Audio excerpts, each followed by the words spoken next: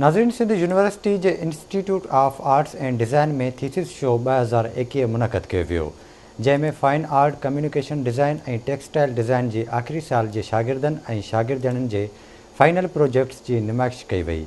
नुमाइश में paintings, textile के मुख़्तलिफ़ डिज़ाइन्स और फाइन आर्ट जा मुख़्तलिफ़ रंग बिरंगी नमूना रखा विया। इन हवाले से रिपोर्ट कर रहा है ॾियामशुर मां अली मुराद चांडियो।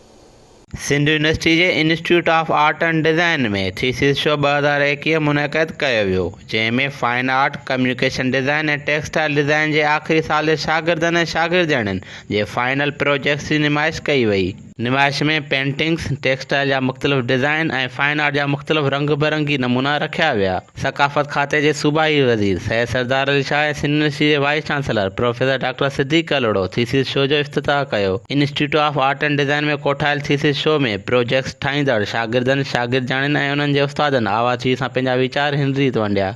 मैंने एक ट्रैकिंग ऐप बनाई है यूनिवर्सिटी ऑफ सिंध के स्टूडेंट्स के लिए, ताकि वो इससे फ़ायदा उठा सकें। ये ऐप कंप्लीट गाइडेंस होगी न्यूबी स्टूडेंट्स के लिए भी और रेगुलर स्टूडेंट्स के लिए भी। इस ऐप से पता चल सकेगा कि उनके घर के करीबी बस स्टॉप कौन सा है। पंहिंजी यंग जनरेशन में माना पंहिंजे अजरक खे ऐं उनजे मोटिव्स खे उनखे न्यू डिज़ाइन्स में खणी अचां ऐं पंहिंजी जेका मुंहिंजी जनरेशन पोयां विसरी वई आहे, मां उनखे पंहिंजे कल्चर खे प्रमोट कयां।